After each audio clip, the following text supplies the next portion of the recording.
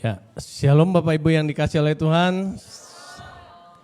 Senang sekali pada sore hari ini dapat berkumpul dengan Bapak Ibu di tempat ini atas nama Badan Pengurus Daerah 2 DKI Jakarta mengucapkan salam kepada seluruh jemaat GSJA Penyuluh. Biarlah kita terus bertumbuh di dalam kasih karunia demi kasih karunia. Amin. Nah, pada hari ini saya ingin sharing kepada kita sebuah topik, yaitu mengalami kebaikan Tuhan. Hidup dalam kebaikan Tuhan. Seberapa banyak saudara yang mau mengalami kebaikan Tuhan? Puji Tuhan. Seberapa saudara yang mau hidup dalam kebaikan Tuhan? Angkat tangannya sekali lagi, berikan tepuk tangan yang meriah buat Tuhan. 2 hari yang lalu saya baru berusia 50 tahun atau setengah abad.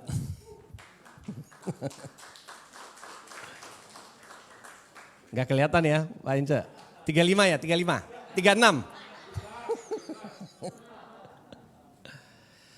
Saya bersyukur kepada Tuhan, saya tidak pernah cerita sesuatu hal kepada istri dan anak saya. Baru di perayaan itu saya ceritakan kepada istri dan anak saya dan semua yang hadir. Seperti saudara tahu, saya pernah saksikan bahwa saya lahir di Medan. Jadi waktu kecil itu dulu saya semua yang saudara tahu lah ya, di Medan itu kepercayaannya apa, semuanya saya ikuti. Saya pernah punya namanya hutau, ya saudara kalau tahu hutau itu jimat. Mandi air kembang, pergi ke tempat itu, semua ritual saya lakukan. Pergi ke peramal, pergi ke alinujum, semuanya. Nah satu kali mama saya membawa saya ke peramal, lalu dilihatlah ya telapak tangan, garis tangan kan. Lalu tidak pernah saya lupakan, mama saya udah lupakan tapi saya tidak pernah lupakan. Tadi dalam perjalanan saya baru bersaksi kepada mama saya telepon mama saya di Medan. Menceritakan apa yang saya saksikan waktu hari Jumat. Pada waktu itu si peramal berkata anak ini tidak akan bisa melewati usia 49 tahun. Si Capkau. Dan itu tidak pernah saya lupakan tuh. Jadi waktu saya usia 15 tahun percaya kepada Yesus, semakin hari semakin mengenal kebenaran, saya percaya segala kutuk sakit penyakit, segala kutuk dosa, segala kutuk kematian, semua ramalan-ramalan sudah dipatahkan kuasanya di dalam nama Yesus. Saya tidak pernah cerita kepada istri dan anak saya tentang ramalan itu, sampai 2 hari yang lalu. Itulah sebabnya saya bersyukur bisa mengalami dan hidup dalam kebaikan Tuhan. Melewati 49 tahun, masuk ke 50 tahun, semua ramalan itu tidak terjadi di dalam nama Yesus. Saya melihat kebaikan Tuhan dalam hidup saya. Kalau bukan Tuhan, hari ini saya tidak ada di tempat ini. Itulah sebabnya saya ingin sharingkan kepada kita Bapak Ibu yang dikasih oleh Tuhan. Saya akan bacakan ini dari terjemahan versi yang berbeda. Ya, kalau saudara udah pasti tahu, saudara malah udah hafal Mazmur 23, terjemahan yang baru ya sampai ada lagunya, nanti kita nyanyikan ya. Tuhan adalah gembalaku ya. Nah, saya bacakan dari terjemahan firman Allah yang hidup. Karena Tuhan adalah gembalaku, maka segala keperluanku terpenuhi. Ia membaringkan aku di atas rumput hijau dan menuntun aku sepanjang anak sungai yang tenang airnya. Ia memulihkan keadaan diriku. Ia menolong aku untuk melakukan apa yang benar dan yang memuliakan Dia. walaupun aku berjalan melalui lembah maut yang gelap, aku tidak akan takut karena Engkau menyertai aku untuk menjaga dan membimbing aku sepanjang jalan. Engkau menyediakan meja perjamuan bagiku di hadapan musuh-musuhku. Engkau telah menyambut aku sebagai tamu kehormatan dengan berkat-berkat yang berkelimpahan. Kebajikan dan kebaikan hatimu akan menyertai aku sepanjang umurku, dan aku akan diam bersama engkau dalam rumahmu untuk selama-lamanya. Bapak Ibu Saudara yang dikasihi oleh Tuhan, Mazmur di dalam kitab Mazmur itu 150 pasal. Kalau saudara melihat tulisan-tulisan Mazmur yang ditulis oleh Raja Daud, saudara akan menemukan banyak sekali utara emosi dia ya kepada Tuhan. Curhat dia kepada Tuhan. Ada yang bersifat ketakutan, ada yang bersifat keluhan. Dari sekian banyak mazmur yang ditulis oleh Daud, ini adalah mazmur yang paling terkenal. Kenapa? Karena Mazmur 23 ini bersifat penghiburan, ungkapan kegembiraan karena kebaikan Tuhan. Dan Raja Daud menunjukkan pandangannya kepada berkat Tuhan, berkat pemeliharaan Tuhan, Allah yang peduli, kasihnya yang lemah lembut, keyakinannya di dalam Tuhan, dan dia dikejar oleh yang namanya kebaikan Tuhan. Di dalam hidupnya, sepanjang umur hidupnya, sepanjang masa, di segala musim kehidupan, di segala waktu. Itulah sebabnya dikatakan Tuhan adalah gembalaku yang baik. Seorang gembala yang baik itu dia memberi makan, dia menuntun, dia memenuhi kebutuhan dombanya. Itulah tugas gembala yang baik itu. Sedangkan domba di dalam Mazmur 23 ini adalah gambaran bahwa seekor domba itu membutuhkan istirahat. Membutuhkan makan, membutuhkan air. Dan domba itu harus percaya kepada gembala yang baik bahwa domba tidak akan pernah kekurangan. Domba tidak perlu takut. Domba tidak akan pernah ditinggalkan. Kenapa? Karena kebaikan Tuhan dari satu generasi ke generasi berikutnya. Yang diperlukan adalah kita menyembah Tuhan. Saya bacakan, gak ada di slide, saya bacakan dari terjemahan The Message ya, dari Mazmur 34 ayat yang ke-9. Worship God if you want the best. Worship open doors to all His goodness. Menyembah Tuhan itu membuka pintu untuk kebaikan Tuhan dicurahkan di dalam hidup kita. Amin. Itulah sebabnya percayalah bahwa Tuhan adalah sumber dari segala yang baik dalam hidup kita. Sehingga Daud berkata, aku yakin akan mengalami kebaikan Tuhan di Mazmur 27. Aku tetap percaya kepada kebaikan Tuhan. Itulah sebabnya hal yang pertama Bapak Ibu yang dikasihi oleh Tuhan.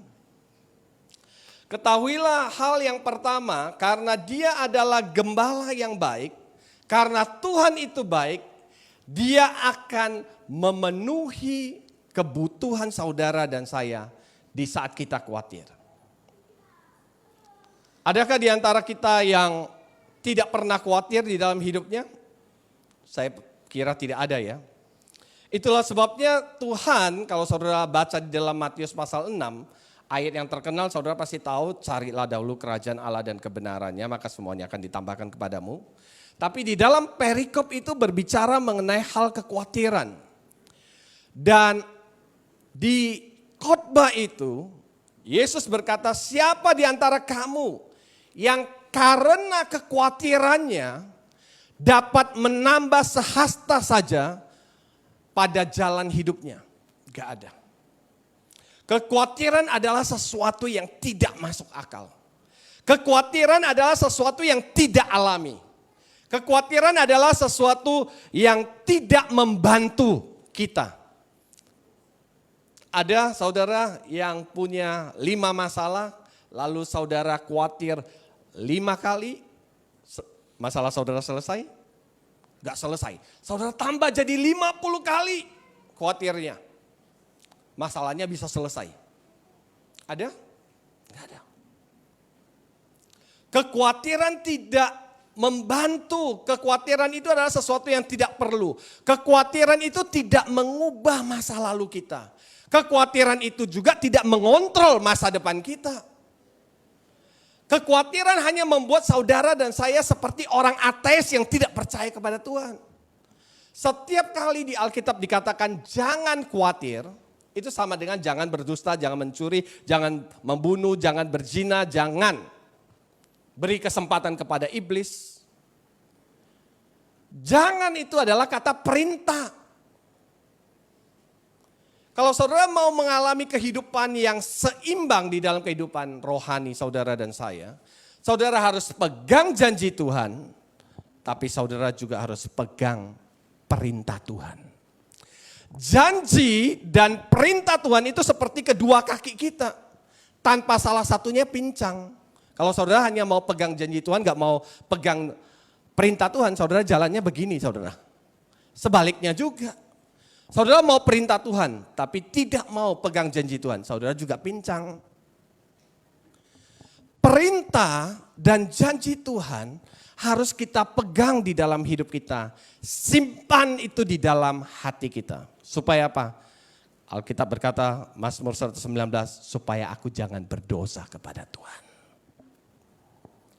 Bapak ibu saudara yang dikasih oleh Tuhan, kekhawatiran adalah alarm. Saudara punya alarm ya di HP saudara ya, bangun jam berapa, apa segala macam reminder dan sebagainya. Kekhawatiran adalah alarm untuk berdoa. Setiap kali kita khawatir, itu lingkaran kekhawatiran itu di dalam kepala kita itu semakin besar.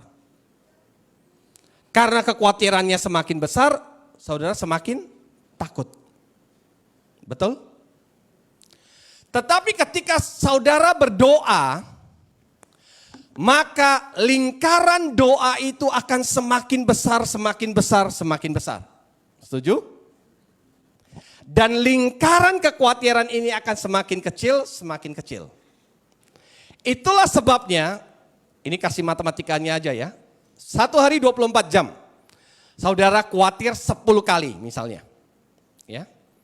Tiba-tiba terlintas. Iblis paling suka kan menembakkan panah apinya di dalam pikiran kita. Di dalam hati kita. Kita khawatir tentang keuangan, kita khawatir tentang anak kita khawatir tentang kesehatan kita khawatir tentang pekerjaan kita khawatir ini, kita khawatir itu. Nah setiap kali iblis menembakkan panah apinya di dalam pikiran kita, kalau kita tidak melakukan apa-apa, kita hanya, iya ya benar ya. Nanti gimana ya? Gimana bayarnya ya? Nanti masa depan anak saya gimana ya? Nanti masa depan keluarga kita ini gimana ya? Nanti masa depan pelayan ini gimana ya? Kita entertain, kita punya pikiran dengan panah apinya si jahat ini. Akibatnya lingkaran kekhawatiran itu semakin besar. Tetapi coba 10 kali khawatir, seumpama ini setan pakai panah ya. Dia tembakkan 10 anak panah dalam 24 jam itu, dalam pikiran kita. Setiap kali panah itu mau masuk ke dalam pikiran kita, kita langsung berdoa. Apa yang terjadi? Di alam roh, anak panah dari si iblis itu akan dipatahkan. Tidak akan menguasai hati kita. Amin. Sorry, ini kok sampai ketiga. Mundur lagi. Jadi Bapak Ibu Saudara yang dikasihi oleh Tuhan, 10 kali khawatir, 10 kali berdoa. Itulah artinya kekhawatiran adalah alarm untuk berdoa. Katakan sama-sama, kekhawatiran adalah alarm untuk berdoa.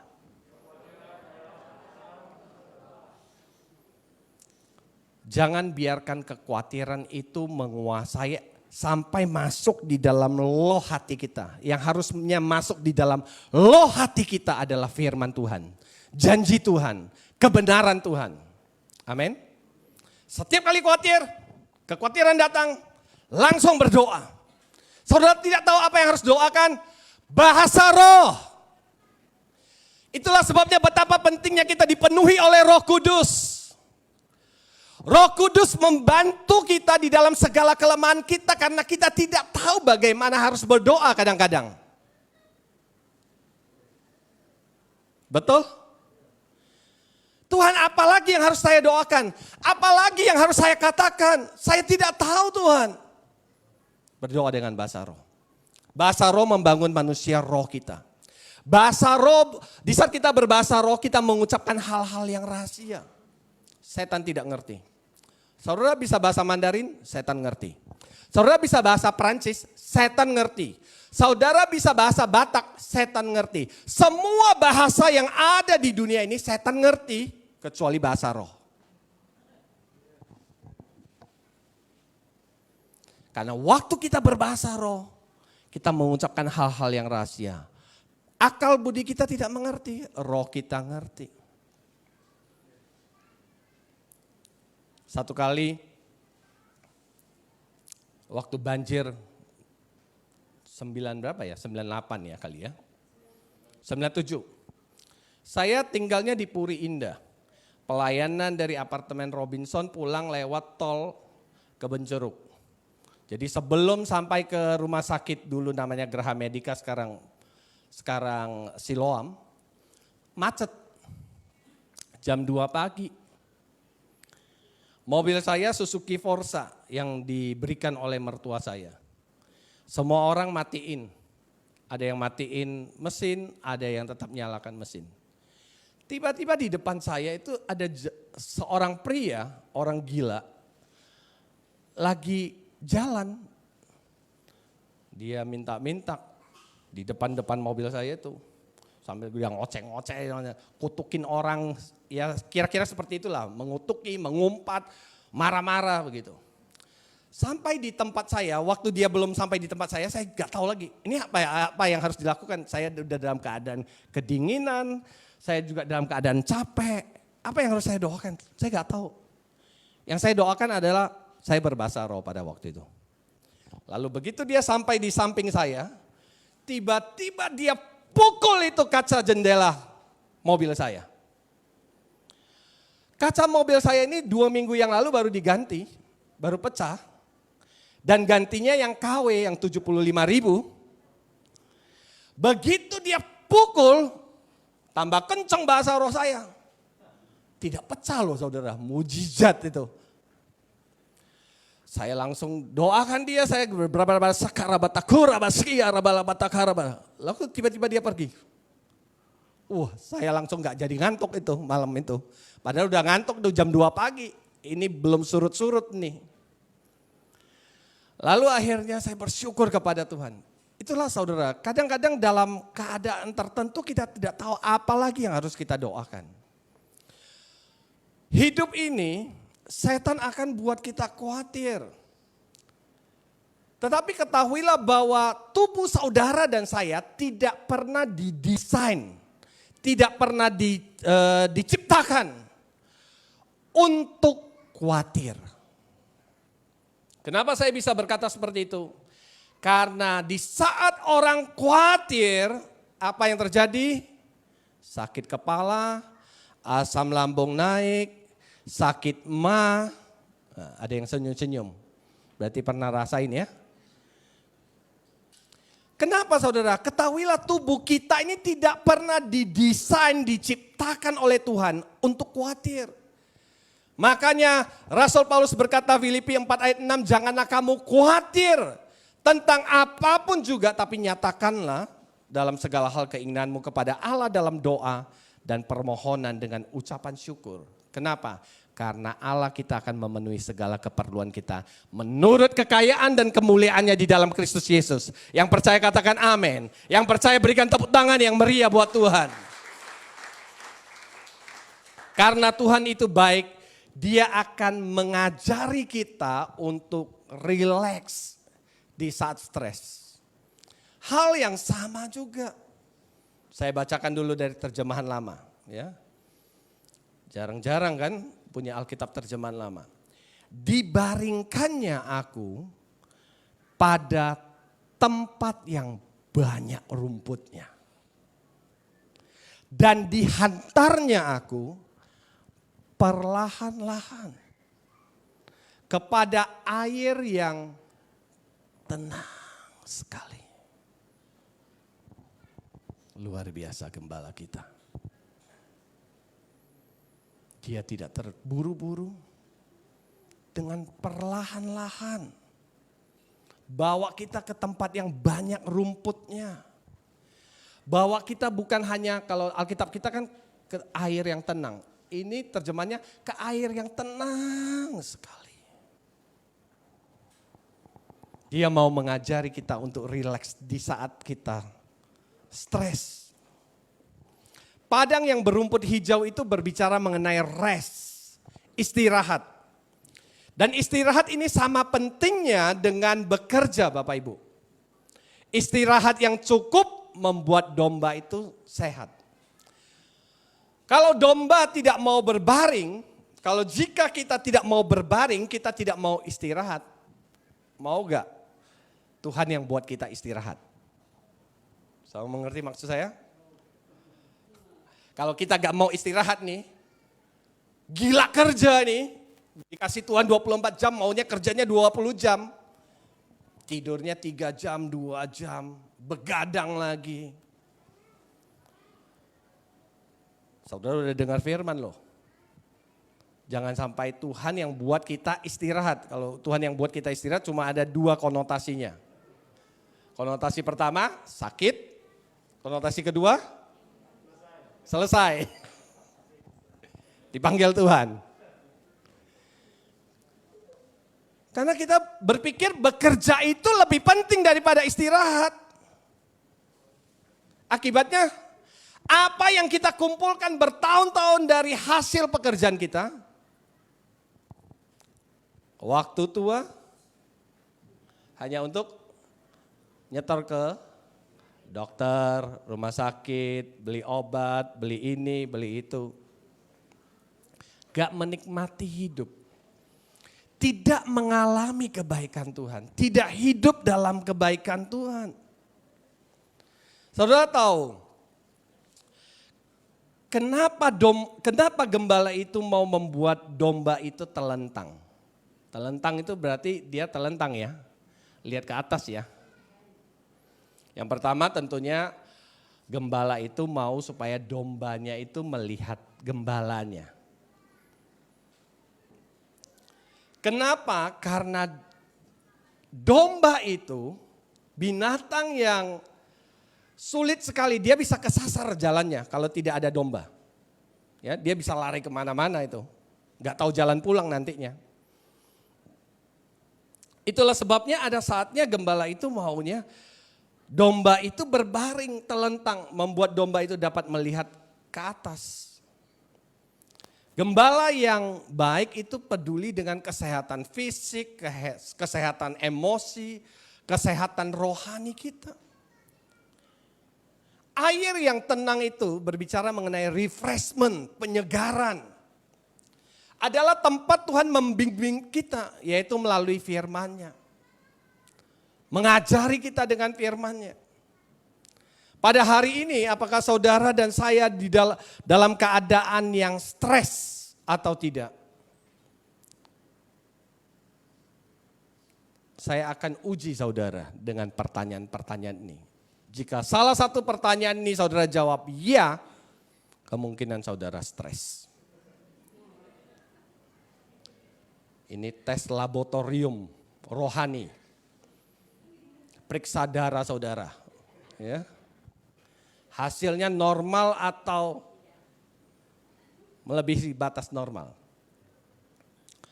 Apakah saudara adalah seorang yang terburu-buru? Jawab dalam hati. Apakah daftar saudara terlalu panjang yang harus dikerjakan setiap hari? Apakah saudara merasa bersalah di saat saudara rileks atau santai? Apakah saudara adalah seorang yang gila kerja? Apakah pernah lebih dari satu orang yang berkata kepada saudara bahwa saudara adalah orang yang tergesa-gesa dan minta saudara lambat-lambat. Naik motor kayak dikejar setan, sorry maaf. Naik mobil juga seperti dikejar setan, gak bisa tenang. Ada yang salib, langsung saudara salib dia juga. Ada seorang pria ini dulu ya, ini teman baik saya juga. Pokoknya dalam hidupnya kalau dia nyetir, gak boleh ada yang salib dia. Gak peduli mobilnya apa. Jadi satu hari dia kan bawa mobil Matic kan. Di tol itu ada yang nyalip dia BMW. Siup! Langsung darah nenek moyangnya mendidih. Langsung dia kejar. Terjadilah kejar-kejaran ya. Berapa puluh kilo itu.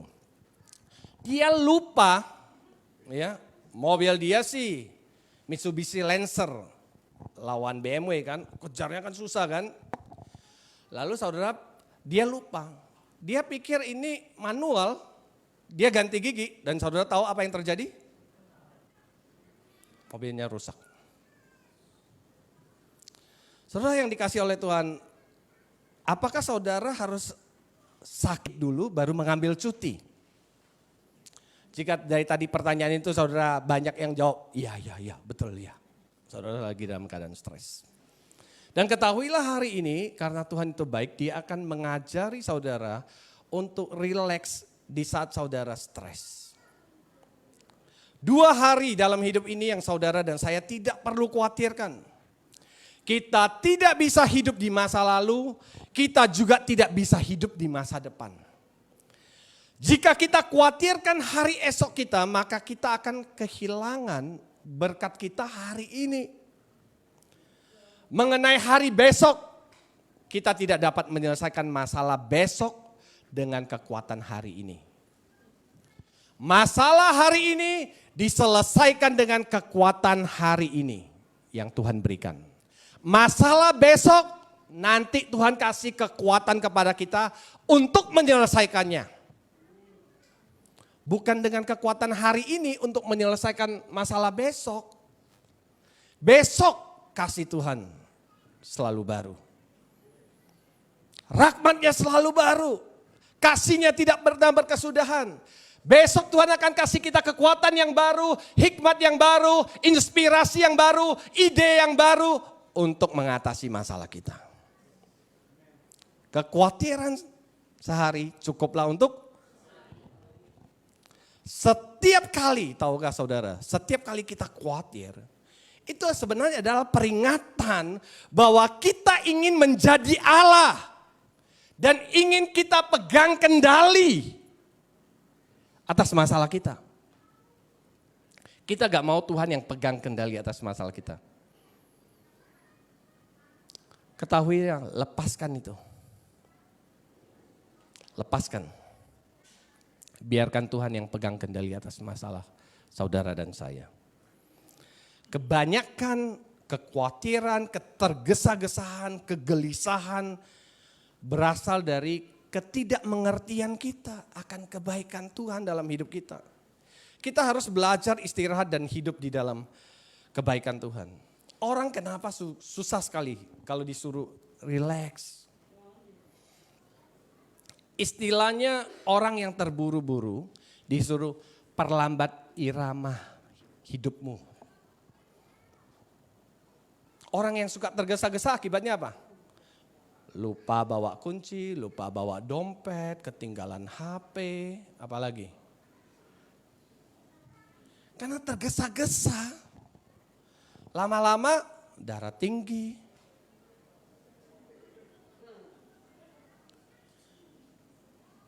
slow down, perlambat, ya. Perlambat irama hidup kita. Kenapa orang susah relax? Karena ini chain. You know chain? Itu yang bikin orang susah sekali untuk relax. Karena manusia ingin lebih lagi. Tetapi Alkitab berkata, hidupmu tidak tergantung daripada kekayaanmu. Hidupmu tergantung kepada kebaikan Tuhan. Kalau Tuhan mau stop oksigennya saat ini, mau apa? Gak bisa apa-apa kan? Itulah sebabnya ingatlah, orang itu gak bisa rileks karena ingin seperti orang lain. Dia punya banyak, dia punya rumah 3, dia punya mobil 5. Kenapa saya gak punya mobil? Kenapa saya gak punya rumah? Kita membanding-bandingkan diri kita dengan orang lain. Sehingga kita tidak berani berkata, cukup, aku mau bersyukur dengan apa yang ada padaku. Saudara pasti tahu ayat ini. Apa gunanya seseorang memperoleh seluruh isi dunia ini, tetapi kehilangan nyawanya? Yang ketiga, karena Tuhan itu baik, Dia mau mengisi kembali kekuatan kita saat kita dalam keadaan yang kosong. Ia, terjemahan lain, Ia memberi aku kekuatan baru dan menuntun aku di jalan yang benar sesuai dengan janjinya. Hidup ini butuh kekuatan daripada Tuhan. Kenapa? Karena tadi saya bilang itu, iblis setiap hari menembakkan panah apinya di dalam pikiran kita. Kita mau terima atau kita mau tolak. Hidup ini adalah sebuah peperangan rohani.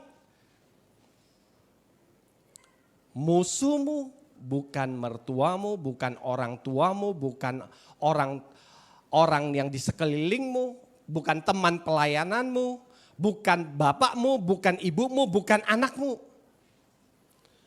Musuh kita bukanlah melawan darah dan daging, Efesus pasal 6. Tetapi melawan roh-roh jahat di udara, penguasa-penguasa di udara, penghulu-penghulu di udara, dan pemerintah-pemerintah di udara. Itulah sebabnya Paulus berkata, sebab itu jadilah engkau kuat di dalam kekuatan kasih karuniaku. Dan ambillah seluruh perlengkapan senjata Allah, supaya engkau dapat bertahan melawan segala tipu muslihat si iblis. Berikat pinggangan kebenaran, berbaju jirakan keadilan, memakai perisai iman, berkaki kasutkan memberitakan Injil damai sejahtera, berketopongkan keselamatan, dan memegang pedang roh, yaitu firman Allah. Serta berdoa di dalam Roh Kudus yang tidak putus-putusnya bagi orang-orang kudus. Hidup ini adalah peperangan rohani. Itulah sebabnya orang yang mengenal Allahnya akan tetap kuat dan tetap bertindak. Akan melakukan perkara-perkara yang besar, kata Daniel 11 ayat 32. Bapak ibu saudara yang dikasihi oleh Tuhan, hari ini Tuhan mau isi kembali kekuatanmu di saat engkau dalam keadaan kosong. Engkau harus mau dituntun oleh Tuhan ke tempat yang banyak rumputnya. Waktu Dia menuntunmu dengan perlahan-lahan, engkau jangan menolak. Biarkan Dia menuntunmu kepada firman-Nya. Rest and refreshment. Saya kira semua kita yang ada di dalam ruangan ini sama. Tidak ada seorang pun termasuk saya, kalau kita kurang tidur, kita lebih gampang emosi. Ada yang di sini yang kurang tidur tapi tetap, kalau emosinya dipancing, dia tetap gak akan marah, dia akan senyum-senyum. Gak ada ya. Itulah sebabnya kita butuh rest. Ada saatnya kita bekerja, ada saatnya kita melayani, ada saatnya kita istirahat, saudara. Tapi Pak, saya susah tidur. Ya udah, saya buatin resep tidur hari ini. Bisa multimedia bantuin saya tampilkan ayat, saya kasih resep tidur ya. Tapi saudara harus Percaya sama resep tidur ini. Lakukan resep tidur ini. Mazmur 4 ayat 9. Ini obat tidur yang paling manjur. Ya. Bisa ditampilkan Mazmur 4 ayat 9. Judul perikopnya adalah doa pada malam hari. Ya. Betul? Dengan tentram, udah keluar? Dengan tentram aku mau membaringkan diri, lalu segera tidur, sebab hanya Engkaulah ya Tuhan yang membiarkan aku diam dengan aman. Kalau udah mau tidur jangan suka-suka pegang HP. Gak matiin HP, taruh di dekat kepala, ini ada gelombangnya bikin saudara susah tidur. Jauhkan ini dari kepala kita, jauhkan ini dari tempat tidur kita. Matikan. Signal itu bisa mengganggu kita. Wifi itu bisa mengganggu kualitas tidur kita, saudara. Makanya kalau di atas jam 10 pasti handphone saya mati. Nanti saya balasnya jam 3 pagi setelah saya doa. Karena jam 3 harus bangun, ngantar anak renang. Biasakan nih, jangan ada di kepala kita ya saudara ya. Mau tidur siang juga, jauhkan ini. Itu mengganggu kualitas tidur kita saudara. Yang keempat, karena Tuhan itu baik, Ia membimbing kita di dalam kebingungan kita. Saya bacakan 2 terjemahan. Terjemahan bahasa Indonesia sehari-hari. Ia memberi aku kekuatan baru dan menuntun aku di jalan yang benar sesuai dengan janjinya. Terjemahan yang lain, Dia memulihkan jiwaku. Dia membimbingku ke jalan yang benar oleh karena namanya. Di dalam jiwa kita itu ada pikiran, ada perasaan, ada kehendak. Pikiran kita terbagi atas 2. Ada namanya bagian imajinasi, adalah tempat kita menghayal, membayangkan sesuatu, merenungkan sesuatu. Bagian imajinasi. Ada bagian memori di sini. Makanya kalau orang kecelakaan kena di sini, dia bisa lupa namanya siapa, tanggal lahirnya di mana, tanggal lahirnya berapa, alamat rumahnya di mana. Karena kenanya di sini, bagian memori. Di dalam pikiran kita itu ada 2, imajinasi dan memori. Semua yang kita lihat, semua yang kita dengar akan terekam di sini. Baik yang jahat maupun yang baik. Lalu nanti kita bayangkan di bagian imajinasi. Itulah sebabnya Alkitab berkata jangan kamu lupa untuk merenungkan firman Tuhan itu siang dan malam supaya engkau bertindak hati-hati dan supaya perjalanan hidupmu berhasil dan beruntung. Perasaan kita atau yang disebut dengan emosi, lalu kehendak. Jadi ada pikiran, ada perasaan, ada kehendak atau yang kita sebut sebagai kemauan, keinginan, tekad. Dan saudara tahu, gembala yang baik itu dia mau memulihkan jiwa domba-dombanya. Dari dendam yang tidak terselesaikan, dari rasa bersalah yang tidak mau diakui, dari kesedihan yang tidak terproses. Itulah sebabnya jikalau saudara disakiti sama orang, jangan balas hal yang sama. Kalau saudara balas hal yang sama, pertanyaan saya adalah apa bedanya saudara dengan dia? Saudara ngerti? Jangan membalas kejahatan dengan kejahatan. Kalahkan kejahatan dengan kebaikan. Waktu saudara dan saya kalahkan kejahatan dengan kebaikan, level saudara lebih tinggi daripada levelnya dia. Tapi kalau saudara membalas dia dengan hal yang sama, saudara ada di level yang sama dengan dia. Hidup ini memang tidak adil saudara. Banyak ketidakadilan yang akan saudara dan saya alami. Hidup ini tidak sempurna. Itulah sebabnya gembala yang baik dia mau memulihkan jiwa kita. sehingga hidup kita dipimpin oleh Roh Kudus. Kita tidak mengikuti budaya yang ada. Kita tidak mengikuti teman-teman kita yang punya kebiasaan yang jelek, yang tidak baik. Kita tidak dituntun oleh emosi kita, tetapi kita dipimpin oleh Roh Allah. Yang percaya katakan amin. Karena Tuhan itu baik, Dia akan berjalan bersama kita di hari-hari tergelap kita. Hidup ini akan silih berganti. Kadang-kadang kita ada di puncak, kadang-kadang kita ada di lembah, kadang-kadang kita ada di puncak lagi. Tidak akan pernah berhenti. Tapi ingatlah, ketika saudara dan saya ada di hari-hari tergelap, walaupun aku berjalan melewati lembah bayang-bayang kematian. Terjemahan ayat yang terbuka. Aku takkan takut bahaya karena engkau bersamaku, gadamu dan tongkatmu itulah yang menghibur aku. Lembah adalah sesuatu yang tidak bisa dihindari. Setiap orang pasti akan mengalami lembah di dalam kehidupannya. Setiap orang akan mengalami lembah dan bisa terjadi kepada siapa saja. Gak peduli dia pendeta, hamba Tuhan, bos, pimpinan, anak kecil, semuanya. Ada kalanya kita ada di dalam lembah kegagalan. Ada saatnya kita di lembah ketakutan.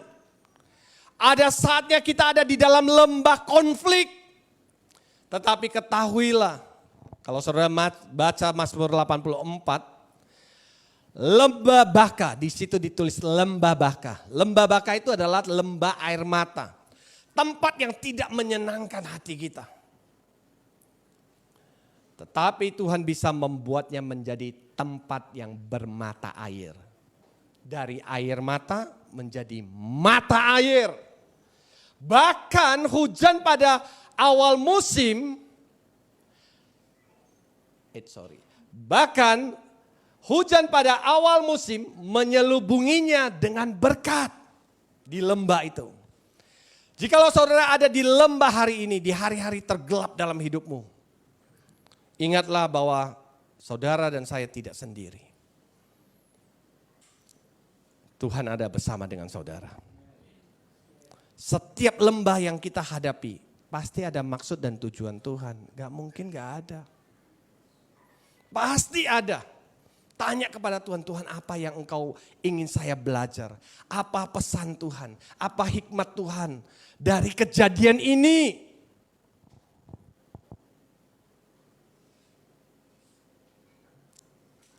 Lembah menolong kita untuk belajar bersabar. Supaya kita mempunyai watak, karakter yang kuat di dalam diri kita. Menolong kita supaya kita senantiasa mempercayai Tuhan setiap kali kita bersabar.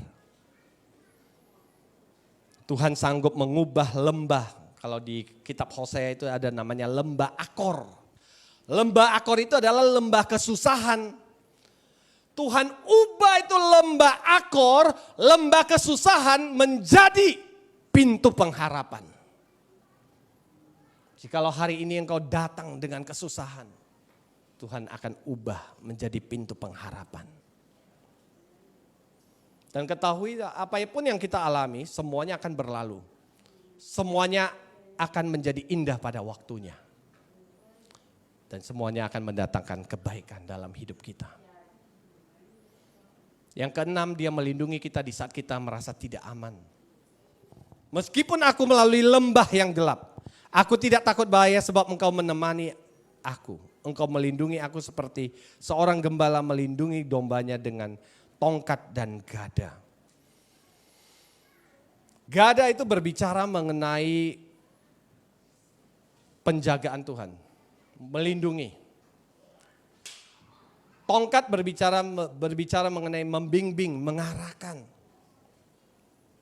Itulah sebabnya jikalau saudara merasa tidak aman saat ini dengan semua yang terjadi dalam hidupmu, ketahuilah Daud berkata, sebelum aku tertindas, aku menyimpang. tetapi sekarang aku berpegang pada janji-Mu.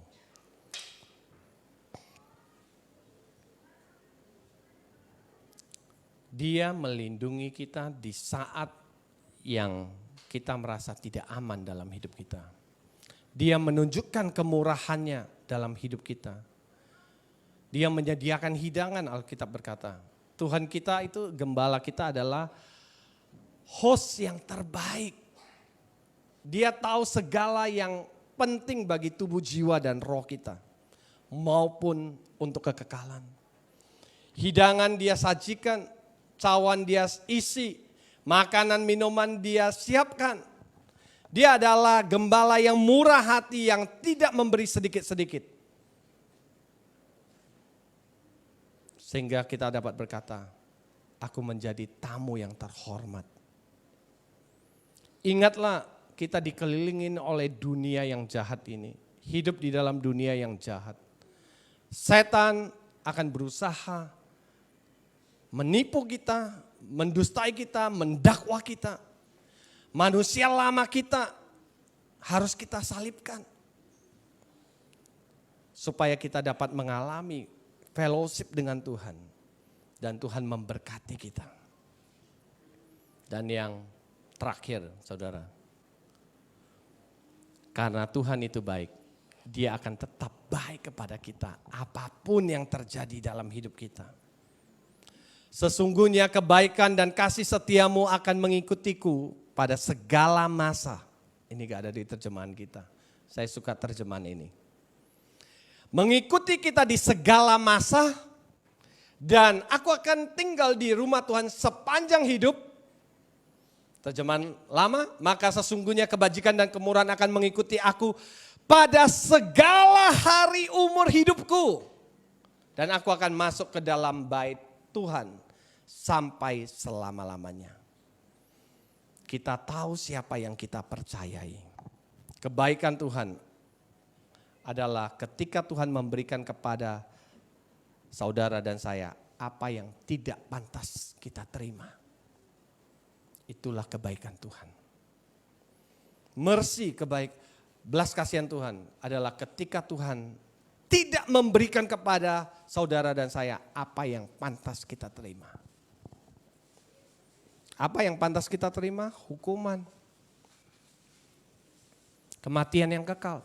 Tapi Dia tidak memberikannya kepada kita karena belas kasihannya. Itulah sebabnya hiduplah bagi kemuliaan nama Tuhan.